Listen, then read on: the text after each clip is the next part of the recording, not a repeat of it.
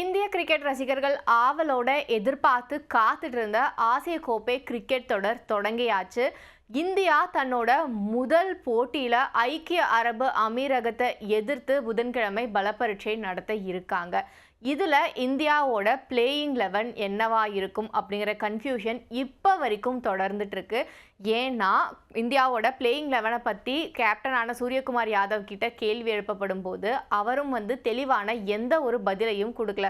குறிப்பாக சஞ்சு சாம்சன் அணியில் இருப்பாரா இல்லையா அப்படின்னு கேள்வி எழுப்பும்போது எல்லாத்தையும் நீங்கள் களத்தில் தெரிஞ்சுக்கோங்க அப்படின்னு சொல்லிட்டு போயிருக்காரு.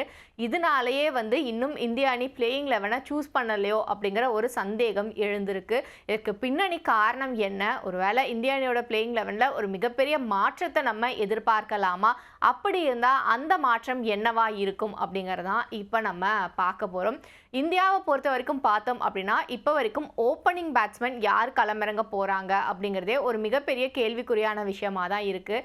ஏன்னா ஆரம்பத்தில் சொல்லப்பட்டது என்ன அப்படின்னு பார்த்தோம்னா அபிஷேக் சர்மா, சஞ்சு சாம்சன் இவங்க 2 பேரும் தான் களமிறங்குவாங்க அப்படின்னு சொல்லிட்டு இருந்தாங்க. ஆனால் இந்தியாவோட அந்த 15 பேர் கொண்ட அணி அறிவிக்கப்படும் போது சுப்மன் கில்லோட பெயரும் அங்கே இடம்பெற்றிருந்தது. இங்கே தான் பிரச்சனையே ஆரம்பிச்சது. ஏன்னா சுப்மன் கில்லும் பெரும்பாலும் ஓப்பனராக இறங்கக்கூடிய ஒரு வீரராக தான் இருந்திருக்காரு. அதனால இப்போ அவர் இறங்குவாரா இல்லை அவருக்கு பதில் சஞ்சு சாம்சன் இறங்குவாங்களா இல்லை என்னவா இருக்கும் அப்படிங்கிற ஒரு பெரிய கன்ஃபியூஷனே ஆரம்பிச்சது. இப்போதைக்கு சூழலில் பார்த்தோம் அப்படின்னா ஒரு பக்கம் சுப்மன் கில், இன்னொரு பக்கம் பார்த்தோம் அப்படின்னா அபிஷேக் சர்மா தான் இந்திய அணிக்காக களம் காணுவாங்க அப்படின்னு சொல்லப்படுது. ஏன்னா சுப்மன் கில்லை பொறுத்த வரைக்கும் அவர் இந்திய அணியோட வைஸ் கேப்டனாகவும் இருக்காரு. அதனால அவரை பெஞ்ச் பண்ண மாட்டாங்கிறது நமக்கு ஷோர் ஷாட்டாக தெரியும் அப்படிங்கிறதும் இதுக்கு ஒரு மிக முக்கிய காரணமாக பார்க்கப்படுது. அடுத்ததா அந்த ஒன் டவுனில் இறங்கக்கூடிய வீரராக சஞ்சு சாம்சன் இருக்கிறதுக்கான வாய்ப்புகள் இருக்கிறதா ஒரு பக்கம் சொல்கிறாங்க. ஆனால் இன்னொரு பக்கம் என்ன சொல்லப்படுது அப்படின்னு பார்த்தோம்னா சஞ்சு சாம்சனுக்கு பதிலாக ஜிதேஷ் சர்மா தான் இந்திய அணியோட விக்கெட் கீப்பர் பேட்ஸ்மனாக செயல்படுவார் அப்படின்னும் தகவல்கள் வெளியாகி இருக்கு. குறிப்பாக பார்க்கணும் அப்படின்னா ஐக்கிய அரபு அமீரகத்துக்கு போய் இந்திய அணி தங்களோட ப்ராக்டிஸ் செஷனை ஆரம்பித்த சமயத்தில் இருந்து ஒரு நாள் முன்னாடி வரைக்குமே ஜிதேஷ் சர்மா தொடர்ச்சியாக விக்கெட் கீப்பிங் பயிற்சியில் ஈடுபட்டிருக்காரு. அதே சமயம் சஞ்சு சாம்சன் ஒரே ஒரு நாள் மட்டும்தான் விக்கெட் கீப்பிங் பயிற்சியில் ஈடுபட்டதாக தகவல்கள் வெளியாகி இருக்கு. இதுதான் சஞ்சு சாம்சன் அணியிலேயே இடம்பெறுவாரா அப்படிங்கிறதுக்கான கேள்வியாகவும் அமைஞ்சிருந்தது. ஸோ எல்லாருமே சொல்கிற கருத்து என்னவா இருக்குது அப்படின்னு பார்த்தோம்னா சஞ்சு சாம்சன் இருக்க மாட்டார் டீம்ல அப்படிங்கறதான். அதற்கு காரணம் என்ன அப்படின்னு பார்த்தோம்னா ஒன் டவுன் ஆகட்டும், அதுக்கப்புறம் 4, 5 அப்படிங்கிற வரிசையில் ஏற்கனவே நிறைய வீரர்கள் இந்திய அணியில் இருக்காங்க.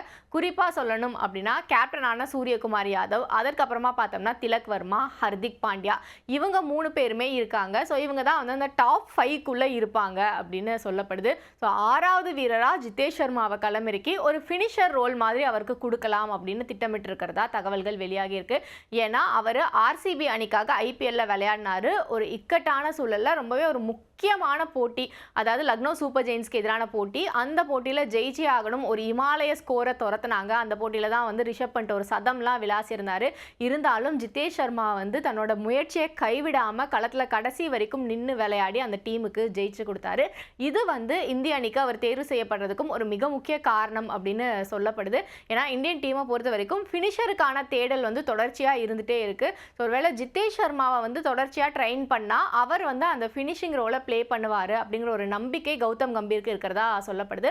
அதனால தான் அவரை 6வது வீரராக களமிறக்கலாம் அப்படிங்கிற ஒரு எண்ணமும் அவங்களுக்கு உருவாகி இருக்கிறதா தகவல்கள் வெளியாகி இருக்கு. இதற்கு அடுத்ததாக பார்த்தோம் அப்படின்னா 7வது இடம், இந்த இடத்தை பொறுத்த வரைக்கும் அக்ஷர் பட்டேல் இடம் பிடிப்பார் அப்படின்னு சொல்லப்படுது. ஸோ இதன் மூலமாக நம்ம இன்னொரு விஷயமும் தெரிஞ்சுக்கலாம். அதாவது இந்தியாவோட பிளேயிங் 11ல் சிவம் துபேக்கான வாய்ப்பு அப்படிங்கிறது ரொம்பவே கம்மியாக இருக்கும் அப்படிங்கிறது. ஏன்னா ஒருவேளை ஜிதேஷ் சர்மா உள்ள வராரு அப்படின்னா ஆட்டோமேட்டிக்காக சிவம் துபே வெளியே போய் தான் ஆகணும். இதுக்குமே காரணம் என்ன அப்படின்னு பார்த்தோம்னா அந்த பேட்டிங் லைனப் தான் பிரச்சனையாக இருக்கும். ஏன்னா அவரையும் இவரையும் வச்சுக்கிறாங்க அப்படின்னா எங்கேயாவது ஒரு இடத்துல ஒரு பவுலருக்கு காம்ப்ரமைஸ் பண்ண வேண்டிய சூழல் உருவாகும் அப்படிங்கிறது இங்கே மிக முக்கிய காரணமாக பார்க்கப்படுது. அதற்கு அடுத்ததாக பார்த்தோம் அப்படின்னா 8வது இடம், இந்த இடத்தை பொறுத்த வரைக்கும் பார்த்தோம் அப்படின்னா முழு நேர சுழற்பந்து வீச்சாளருக்கான இடமா இருக்கிறதுக்கான வாய்ப்புகள் அதிகமாக இருக்கு. அது யாரு அப்படின்னு பார்த்தோம்னா வருண் சக்கரவர்த்தி. இவருக்கு இந்தியாவோட பிளேயிங் 11ல் நிச்சயமாக இடம் கிடைக்கும் அப்படின்னு தான் நமக்கு எல்லாருக்குமே தெரியும். ஏன்னா எல்லா எக்ஸ்பர்ட் கிட்டையும் இந்த ஆசிய கோப்பை தொடர் முடியும் போது யார் அதிக விக்கெட் டேக்கராக இருப்பாங்க அப்படின்னு கேள்வி கேட்கப்படும் போது எல்லாருமே சொன்ன ஒரே பெயர் வருண் சக்கரவர்த்தி தான். அதனால தான் வந்து இவருக்கு வந்து பிளேயிங் 11ல் நிச்சயமாக வாய்ப்பு இருக்கும் அப்படின்னு நான் சொல்கிறேன். அதற்கப்புறமா பார்த்தோம் அப்படின்னா 2 ஃபாஸ்ட் பவுலரோட இந்திய அணி வந்து இருப்பாங்க அப்படின்னு எதிர்பார்க்கலாம். அது யாருன்னா வந்து ஒரு பக்கம் பும்ரா, இன்னொரு பக்கம் பார்த்தோம் அப்படின்னா அர்ஷ்தீப் சிங். இதற்கு காரணம் என்னங்கிறது நான் சொல்லி நீங்கள் தெரிஞ்சுக்க வேண்டியதில்லை. என்னன்னு நம்ம எல்லாருக்குமே தெரியும். பும்ரா இந்தியாவுக்கு மட்டுமில்லை, உலகின் தலை சிறந்த பந்து வீச்சாளர்களில் ஒருத்தராக இருக்காரு. அர்ஷ்தீப் சிங்கை பொறுத்த வரைக்கும் T20 ஃபார்மேட் அப்படின்னு வரும்போது அவரை அடிச்சுக்க யாருமே கிடையாது. ஏன்னா அவருக்கு வந்து நிறைய உலக சாதனைகள் எல்லாம் வந்து இந்த ஆசிய கோப்பையில் காத்துக்கிட்டு இருக்கு, விக்கெட்டுகள் அடுத்தடுத்து எடுக்கிறதன் மூலமாக. ஸோ அதனால அவர் வந்து நிச்சயமாக இருப்பார் அப்படிங்கிறது நமக்கு தெரியுது.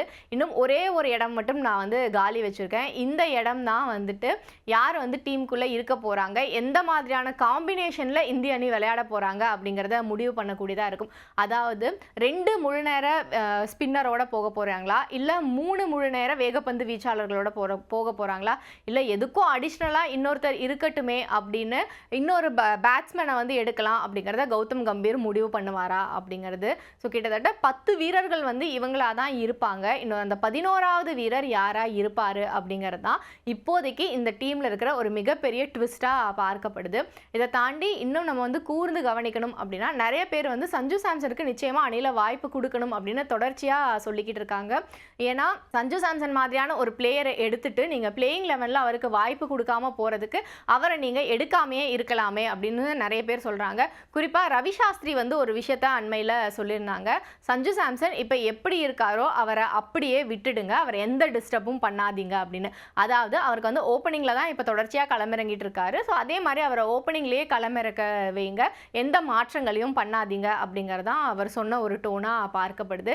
இதே மாதிரியான ஒரு கருத்தை தான் வந்து சுனில் கவாஸ்கர் அவர்களும் முன் வச்சிருந்தாங்க.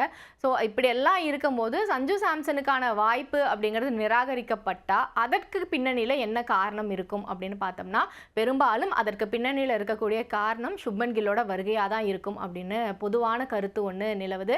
ஏன்னா சுப்மன் கில் வந்ததுக்கு அப்புறமா அவரை வந்து 1 டவுனில் தூக்கி போடலாமா, இல்லை வந்துட்டு 4வது இடத்துல களமிறக்கலாமா இப்படிங்கிற ஆலோசனைகள் எல்லாம் போகும்போது T20யை பொறுத்த வரைக்கும் இந்த இடங்கள்ல அவர் பெரும்பாலும் விளையாடினது கிடையாது அப்படிங்கிறது தான் ஒரு மிகப்பெரிய செட்பேக்காக அமைஞ்சிருக்கு அப்படின்னும் சொல்லப்படுது. ஸோ எந்த வகையில் பார்த்தாலும் இந்தியாவோட பிளேயிங் 11 அப்படிங்கிறது வந்துட்டு ஒரு சர்ப்ரைசிங் எலமெண்ட்டோட இருக்கும் அப்படிங்கிறது மட்டும் நிதர்சனமான உண்மை. இதை தாண்டி இன்னும் ஒரு மிக முக்கியமான விஷயம் என்ன அப்படின்னு பார்த்தோம்னா டோர்னமெண்ட் வந்து அஃபிஷியலாக ஸ்டார்ட் ஆகுது அப்படிங்கும்போது அதற்கான ப்ரெஸ் கான்ஃபரன்ஸ் எல்லாம் நடந்திருக்கு. அதாவது 8 அணிகளோட கேப்டன்களும் சேர்ந்து செய்தியாளர் சந்திப்புலாம் நடந்திருக்கு. இதில் இந்தியா மற்றும் பாகிஸ்தான் அணியோட கேப்டன்களும் வந்து அந்த செய்தியாளர் சந்திப்பில் கலந்துட்டு இருக்காங்க. அப்படி கலந்துக்கும் போது இந்த 2 அணி வீரர்களும் வந்து கைக்குலுக்கல் கூட பண்ணிக்கல அப்படின்னு ஒரு தகவல் வெளியாகி இருக்கு. மற்ற எல்லா டீம் கூடயுமே வந்து அந்த ஹேண்ட் ஷேக் அப்படிங்கிறது நடந்திருக்கு. ஆனால் இந்தியா பாகிஸ்தான் மட்டும் அந்த மாதிரி எந்த நிகழ்வுகள்லையும் பங்கேற்காம ஒதுங்கியே தான் நின்றுருக்காங்க. அதே மாதிரி இந்தியா பாகிஸ்தான் போட்டியை பற்றி கேள்வி எழுப்பப்படும் போதும் நிச்சயமாக வந்து அது எப்பவும் இருக்கக்கூடிய அந்த ரிவால்வரி மேட்சாக தான் இருக்கும் அப்படிங்கிற ஒரு கேரண்டியை மட்டும் சூரியகுமார் யாதவ் கொடுத்துருக்காங்க. அவர்கிட்ட சஞ்சு சாம்சனை பற்றியும் வந்து நிச்சயமாக கேள்வி எழுப்பப்பட்டிருக்கு. அப்படி சஞ்சு சாம்சனை பற்றி என்ன கேள்வி எழுப்பினாங்கன்னா நாளைக்கு பிளேயிங் 11ல் சஞ்சு சாம்சன் இருப்பாரா அப்படிங்கிறதான். அதை கேட்கும்போது சஞ்சு சாம்சனை பற்றி நீங்கள் ஒன்றும் கவலைப்படாதீங்க, அவரை நாங்கள் நல்லா பார்த்துக்கிறோம், பிளேயிங் 11 என்ன அப்படிங்கிறத நீங்கள் நாளைக்கு தெரிஞ்சுக்கோங்க அப்படின்னு கூலாக பதில் சொல்லிட்டு போயிருக்காரு சூரியகுமார் யாதவ். ஸோ இதன் மூலமாக இப்போ சஞ்சு சாம்சன் தான் வந்து இந்த பிளேயிங் 11ல் ஒரு மிகப்பெரிய இம்பேக்டை கிரியேட் பண்ண போகிறாரு. அது ஒன்று அவர் டீமுக்குள்ளே இருந்தார் அப்படின்னா இன்னொரு யாராவது ஒரு வீரருக்கு வாய்ப்பு அப்படிங்கிறது இருக்காது. அவர் வந்து டீமுக்குள்ளே எடுக்கலை அப்படின்னா அது அடுத்த சர்ச்சைக்கு வந்து வித்திடக்கூடிய ஒரு விஷயமா மாறும் அப்படிங்கிறதும் வந்து இதிலிருந்து நம்ம தெரிஞ்சுக்கக்கூடிய ஒன்றா இருக்குது.